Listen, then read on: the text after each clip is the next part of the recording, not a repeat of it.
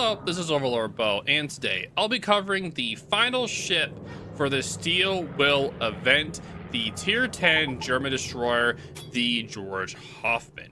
Now, you can get the Georg Hoffman in the Steel event during the Christmas patch until 2 weeks into the January patch, so about mid or late January, for 36,000 steel. And in this bundle, you get the ship itself, a steel camo, and an economic bonus that gives you a bonus for free XP, commander XP, and ship XP.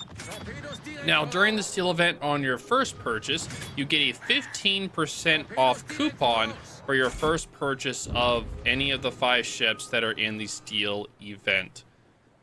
Steel Will event. Now, I have videos on all the other ships. You don't want to check them out, you can.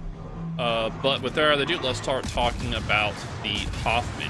Now, the Hoffman is pretty much a hybrid of the Elbing /52. It has the Schultz hull with the 6 150mm guns of the Elbing with slightly worse AP pen angles, but they still pack a wallop. The ship also has very strong HE DPM compared to the Elbing that is much lower. This ship also has 2 Quint torpedoes that are 12km range and have an 80-second reload, so it makes this ship a very strong torpedo boat as well.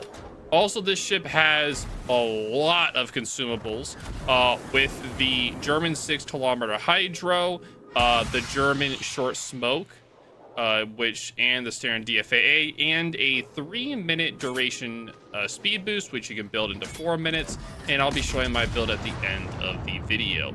So pretty much how people think of this ship and how this ship I played it and think of it is pretty much an Elbing /Z-52 was pretty much birthed, and this is what this came out. This is what this ship is.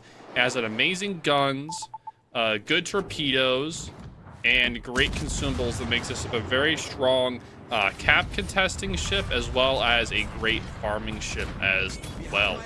So let's start talking about some of the stats so you guys can get your own opinion on this ship. So start off, let's talk about the guns. So for the guns, you get 6 150mm guns in 3 twin mounts, and you get the legendary Elbing dispersion. Now, the guns do have a very short range of 11.2 kilometers, which is why you have to build into them in the skills, which I'll be showing at the end of the video. You do have a 7.4 second reload, which you can get down to about 6 seconds when you build into it. You do get a very nice 38mm HE pen which has way more alpha damage than the Elbing. And you can also punch through the US BB decks of 38mm as well with these HE shells, so you can do a lot of damage with that as well. And since you have that 32mm of HE pen, you're also able to pen through pretty much all battleship bows. So you're able to, if a battleship is pushing towards you, you're able to shoot through the bow to try to start fires and do damage as well, which is really, really nice. Now, you do get the AP from the Elbing, but it's not the same improved pen angles, so your targets do have to be more broadside, or you're not going to be doing any pinning. You'll be doing a lot of ricocheting. Now, since this ship does have the Schultz hull, which I'll go into more detail in a little bit, you have 2 forward-facing guns and 1 rear. So if you're pushing in, you're going to have 2 guns always able to shoot at a target. But if you're cutting away, it's going to be really hard to get all the guns on the fight, just with the way the 2 front guns are pointed. So you have to make sure you take note of that when you are doing gunfights. You're better at when you're angled in, and it's way harder when you're angled out, whenever you do the gunfights. But with the HE doing a lot more damage, you'll be focusing a lot more on HE to start fires or do long distance farming. But if anything shows broadside to you, you just instantly switch over to the AP, and you'll do tons of damage. You're also able to citadel cruisers, heavy cruisers, light cruisers at distance as well with these amazing guns, and you can do 5, 6, 7k salvos with the AP as well into battleships. This thing packs a wallop with both the HE and the AP. tons of damage. You're gonna have a lot of fun in this ship. Also, throughout all these replays, you'll see plenty of examples of this, so don't just take my word for it. Make sure to watch the replays and you'll see plenty of examples. Moving on, let's talk about what else makes this ship great, the torpedoes. You get a total of 10 torpedoes that do 14,400 damage. And they go about 66 knots. They're not the fastest, not the slowest, but they're still kind of slow. You do get 12-kilometer range on these torpedoes, which is pretty long range for a German destroyer. Normally, the range is about 10 kilometers, so them being 12 is really nice. You also get an 80-second reload on these torpedoes, which is really good. It's for the Germans, so very happy with these torpedoes as well. So you get a gunboat plus a torpedo boat. So this thing is a nice jack-of-all-trade destroyer for the Germans, which we already have with the Z-52, but this is a more armored, bigger, bulkier jack-of-all-trade destroyer compared to the Z-42. So think of this as like a bigger, bulkier jack-of-all-trade destroyer compared to the Z-42 being a lighter, more maneuverable jack-of-all-trade destroyer for the Germans. So you can think of it that way. So we talked about the good, we talked about the main armament, we talked about the torpedoes. Let's move on to the consumables. So with the consumables, you have the standard DCP, you have the Z-52 Hydra of the 6 kilometers, you have the German shore smoke, which is the same as the Z-52, and you have a standard DFAA, and you have the improved speed boost, which lasts about 4 minutes when you build into it.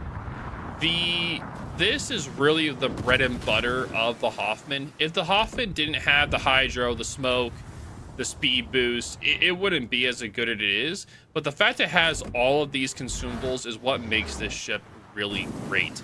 You're able to use the speed boost to maneuver around or be able to dodge incoming fire or help maneuver yourself against other destroyers. The smoke helps you be able to farm in smoke to be able to get your Lucian's special skill off to get better reload, and the Hydra helps you not eat torpedoes and push into enemy smokes to be able to spot them for your team, and also just destroy and absolutely devastate destroyers that you push into. Also stay with cruisers as well, because you can push into cruisers with that 6-kilometer Hydra. If you're broadside to them, if they're broadside to you, they're just dead. You're gonna absolutely wreck the living crap out of them. So moving on from the consumables that are fantastic, let's talk about the hull. Now, the hull is good and bad, and I'll explain why, right? The hull is the Schultz hull, the Tier 9 destroyer of the Elbing line, and it has an HP pool of about 24,500. Of course, you build into it. It goes up to about 28,000, and when you use the heal flag for 5%, it goes up to about 30,000.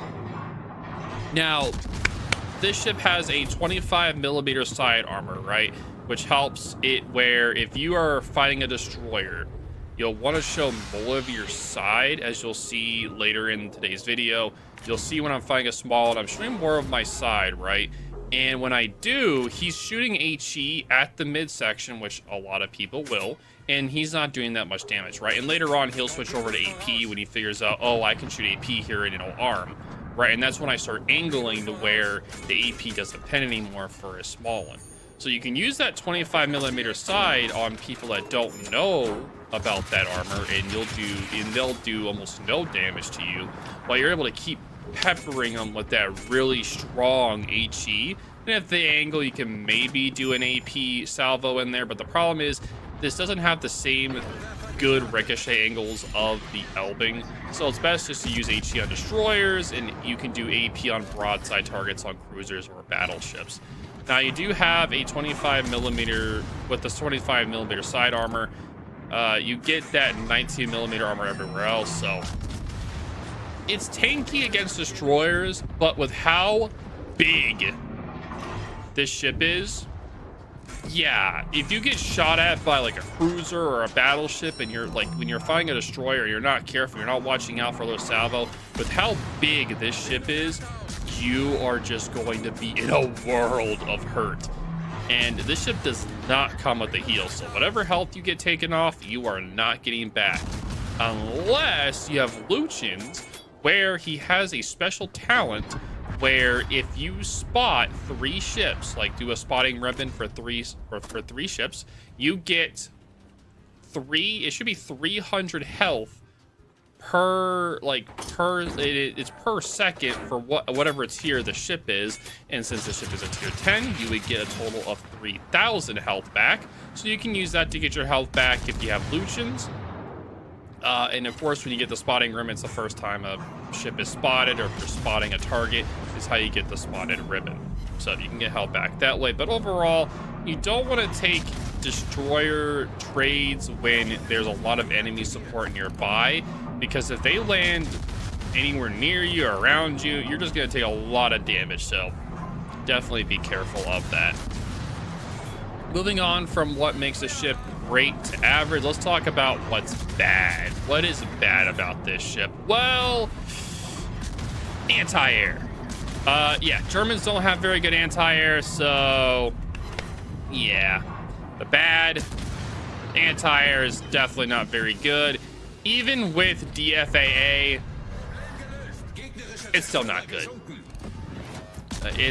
You'll definitely shoot down fighters, but it's going to be really rough for you to shoot down actual planes at tier 10, so good luck. At tier 8, yes, but tier 10, no. Good luck, and learn to dodge is the best way I can put it. Oh, I forgot to mention something that is also good about the ship. It is the top speed of this ship. So this ship has a 37.5 knot top speed, which is really fast for a German destroyer. And with the speed flag, it goes up about to 40 knots-ish. And when you have your speed boost, it goes to about 43, 44 knots-ish, which is really fast for a German destroyer. And this really helps you to be able to run down enemy destroyers or maneuver around the map or trying to rotate. That will really help you hit that really nice maneuverability. So definitely a thumbs up on that maneuverability for this ship. I really like it. And the fact that when you build into the speed boost, it lasts for 4 minutes, zooming around at like 43, 44 knots in this thing is really fun. And you're able to rotate and hunt down destroyers with that speed. And it's really good for late game as well, with how long those speed boosts last. Normally what I do is I'll use a speed boost in the beginning or right around the time I'm about to enter an engagement or enter near a cap, so that my speed boost will last longer than my enemies. A lot of people will pop their speed boost early and kind of waste it when they're not doing much, but I'll wait to use mine until when I'm about to enter a cap or near it, so that I'll have my speed boost longer than the enemy that I'll be facing.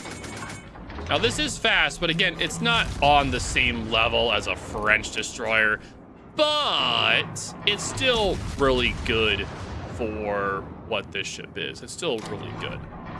Now, going off of that, let's talk about the concealment. I also forgot to mention that. The concealment on this thing, it's not bad, it's not great, right? For a jack-of-all-trade destroyer, and the fact that it has a 6-kilometer hydro, it has a 6.4 kilometer best surface detection and a 3.4 kilometer best aerial detection, right?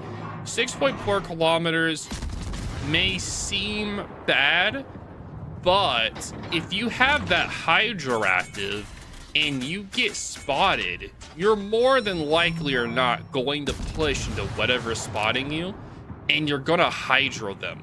And when you hydro them, of course, you're gonna spot them. And when you spot them, you know where they're at. And then you can run them down to where they're not able to get away. And if they try to smoke and you spot them without your hydro, guess what? Pop hydro. And you're gonna spot them as they try to run away in their smoke. And it's gonna be a wild goose chase at that point, trying to run down that destroyer, which you're gonna be able to. And you also have 2 guns facing forward on this ship. So you're able to run down the destroyer with most of your guns pointed forward. So you're gonna have a fun time doing that as well. So we talked about the ship's guns. We talked about the maneuverability. We talked about the torpedoes. We talked about the anti-air. Last thing is the submarine, depth charges, right? So you get 12 depth charges dropped off the stern, and they do 2,400 damage, okay? So, you guys probably already seen earlier, when I was hitting a submarine, I dropped 19 depth charges on the dude. It literally did nothing. And that was, like, almost directly on him. Yeah, that's just a disappointment, okay? 19 depth charges onto a sub, and I barely do anything? Like, come on, dude. I was so mad. You have no idea how mad I was when I was doing that. 19 depth charges on a sub and not dead. Not even dead. Craziest thing of all time. I wish the depth charges had more damage, because it's 24. It's just so small. Like, it was just so insignificant. It was just tickling the guy. Like, make it at least 3,500. Then I'd be happy. But 2,400, yeah, I'm not very happy with that at all. So, moving on from that, let's just do an overall review, like overall view of this thing, right? So essentially, how I think of this ship as, and I think you all should think of it as, it is a hybrid of a Z-52 and a Schultz or an Elbing, right? You gain the consumables of the Z-52 in the hull and the guns of the Schultz and the Elbing. You add in the 12-kilometer torps, and you get a very interesting jack-of-all-trades, capable of gunboating, torpedoing, long-range farming, and even screen torpedoes for the team. It is a very much needed jack-of-all-trade destroyer for the Germans. We haven't had a strong jack-of-all-trade destroyer for the Germans for a very long time, and I think this ship adds a really nice spice to the German destroyer lineup. I really do. I think it's really nice. When I first started playing this, at the first, it was kind of like coffee. When you first taste it, it's like, ugh. And then you just want to, it's like, you want to take another sip. It's like, ooh. And it's like, oh, ooh. So the more I played it, the more I understood. It's like, man, this ship is actually really nice. And I was like, it's actually really good. And I really started to enjoy this ship. So, like, the first match with this was rough, but after a while, I was like, man, this is actually really fun to play. It's really good. So you got to get used to it, but when you do, this thing just packs a wallop, really strong. And when fighting those destroyers, that 25mm side armor is really a key to winning, right? You want to stay at range, let your superior ballistics naturally carry you, and make sure to show that 25mm side to that destroyer. Unless he switches AP, then immediately angle, or he's going to do so much damage to you, so watch out for that. Now, you do have that amazing 6-kilometer Hydra as well that helps you be able to lock down caps or push into enemy smokes, push into destroyer smokes or cruiser smokes, whatever. You'll have a fun time with it. Now, against larger ships, make sure to stay at range and work them down with your torps and HE. You can also use AP as well on their broadsides, the Citadel heavy cruisers, light cruisers, and you're not going to build the Citadel battleships, but you can always dream, right? Of course. And you can use your smoke to farm, target bows and sterns for fires, since you have that 38mm HE pen, so you can do damage to them as well as you're doing that. And it works well, great for low HP targets. Just remember to use Hydro to avoid getting randomly torped.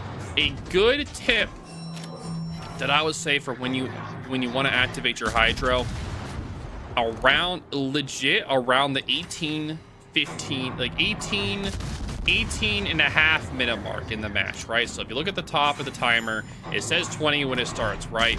When it goes down to about 18:15 is when you want to pop your Hydro, because that's when most or all destroyers have their torpedoes by then.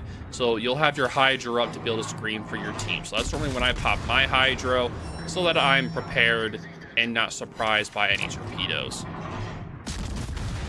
So that's how I would help not getting torpedoed. So overall, I say the Hoffmann is a very versatile destroyer. I would highly recommend it. She's very capable in nearly all situations, and it's definitely up to you to determine the best to utilize her to carry your team. Now that's my review. I definitely say get her during the Steel event, because the Hoffmann is not going to be available after the event. We have no idea what's going to be available for. They haven't told us, and we have no idea when it's going to be available. The Hoffman, the Orange, and the Shikuma 2 are not going to be available after the Steel event, and they haven't told us when they will be, so I'm just giving you guys a list of what ships weren't going to be available after the event. The event goes until mid or late January. The Shinano and Archerfish will be available for Steel after the Steel event. So I would say get this ship or the Orange or Shikuma 2. Make sure to use that 15% coupon on your first Steel event ship purchase so that you don't have to pay full price for it. And make sure whatever ship you play a crap ton of it, because it does come with a 30-day economic bonus for free XP, commander XP, and ship XP. So you can use that to grind your commanders, your free XP to be able to get down more lines. Or if you spend money on ship XP, which I don't recommend, you can use that to transfer over it to free XP as well. But with that out of the way, I'm going to shift over and talk about the ship's build so you guys can kind of get an opinion on what build to run for this ship. All right, so before we get into the build for the Hoffman, let's take a quick look at the armor. Now, as you saw during my fight with the small in there, he was using HE and was doing legit no damage. That was because he was hitting this 25mm armor plate. This is a really nice little armor plate there. Now, on the Elbing, it is bigger, but this is the tier 9. It is going to have an armor plate, the 25mm here. So against normal destroyers, or they don't know to use AP, this is a really nice bonus for your defense of your ship when you enter those gunfights. And that's why you saw me being pretty much more broadside to him, so he's more likely to hit this plate. The more angled you are, less likely he's going to hit this, and more he's going to hit your superstructure, your aft, or your bow. So that's why I did that in that particular fight. Anywho, let's talk about the build. So I use Gunther, or Lucians. The reason why I use Lucians is because of these, a few of these perks here. This one here is active, so pretty much this activates once per battle. When you've hit enemy ships at least 140 times with the main batteries, you get a 7.5 second reload buff. This is very nice and very easy to do on this ship. You just use one of your smokes and you go in there and you start farming, and you'll be able to get this super easily. Is one of the main reasons why I use him. Next one is Resilient. It makes it where upon spotting of for every 3 enemy ships, so this can happen multiple times, you get 300 ship HP per second, and this is seconds equal to the tier of the ship. So since this is on a tier 10 ship, you'll get 3000 HP, which is about almost 10% of your health. So it's really nice to be able to get that HP back. So with that out of the way, let's talk about this ship's build. So the first build, or the first thing I normally take, is preventative maintenance. This makes it where your main guns, your torpedoes, steering gears, and engine are less likely to be knocked out. And Lucian's does have a special, this is his enhanced skill, so it's really nice to take preventative maintenance first. Next is going to be Last Stand, since you're going to be doing more gunfights with this ship. And Last Stand is going to be very important. The next one I would take, it's kind of a tough one. Like, I would take Survivability Experts first. Some people may want to get the extra smoke instead. That's more of like a personal preference. You can take Survivability Expert first or Superintendent, but I would take Survivability Expert first just for that extra HP, because again, you don't have any heals besides Resilience, so I would take this one first. And then I would then take Concealment. After Concealment, I would then take AFT, so I get that extra range. This ship has very poor range. When you take this off, it's about 11 something kilometers, which is inside of a lot of radar ranges. So 13.4 kilometers, having that range is very necessary on this ship, especially with how good the guns are. Is why I take this after Concealment, because the Concealment, makes your Concealment down to 6.4 kilometers, which is 4.4 kilometers away from your Hydro. So if something is spotting you, you can pop your Hydro and keep going in their general direction, and then you're going to spot them with the Hydro, and then you can smoke up and have some fun with that. So the next perk I would then take, of course, is going to be Superintendent or Survivability Expert, depending upon whatever one you picked. Then after that is going to be Adrenaline Rush, and that is going to be that build. And then the final perk, of course, is going to be Grease the Gears, so that you get your turret traverse down to 17.2 seconds. And that is going to be the build for this ship. And make sure you use Lucian's. Lucian does really well in this ship, and it is a premium ship, so you can transfer him over to this ship for free. You don't have to pay to train him or anything like that. All you have to do is, if you do plan on using this build, you just have to redistribute the points and use this build there. Now, some people may want to build in the torpedoes to get a faster torpedo reload. This ship does have a fairly quick reload of 80 seconds. You can get this down if you like. You can do fill the tubes here instead. Instead of maybe survivability X, we can do that instead. Or maybe instead of AFT, you could take this one instead and then something else. But that's more up to you to personal preference. And then if you want to do torpedoes, you can also change out the reload for the torpedo tubes here to get yourself a quicker reload for the torps. So let's talk about the modules, and then we'll be done for the day. This is going to be main armaments for the first slot, so that your guns and everything do not get knocked out as easily. Second is going to be propulsion. The ship is already like a quick ship, going 39.4 knots. Base with the speed flag, of course. Without the speed flag, it goes for 37.5, which is pretty quick for a destroyer already. You get that engine boost going, you get that 8%. This will last about 4 minutes. This is really nice for sure to get that extra speed whenever you need it to be able to move around, to rotate around maps, or when you're fighting destroyers. It's really nice to get that extra maneuverability. Next, I would do aiming systems, since I'm going to be focused more gunboating or farming in smoke to get that extra accuracy. This ship is already very accurate, so taking this as well is just going to bump that up even more. Next is going to be propulsion. You can take steering gears if you like, but I like propulsion to be able to throttle juke a little bit and be able to keep up the speed so I'm able to dodge more torpedoes. That's what I personally take, but you can take propulsion or steering gears depending upon your personal preference. Next, of course, is going to be concealment. Concealment is very important on this ship, getting your detection down and making sure that enemy shells have a less likely chance of hitting you. Very important. And the final module is going to be main battery modification. So you have a quicker reload and get that reload down to 6.5 seconds. Now that is going to be my build. If you guys have any questions or concerns, let me know in the comments down below. Thank you all for watching. I hope you all enjoyed the video on the Hoffman, and I will talk to you all later in the next video.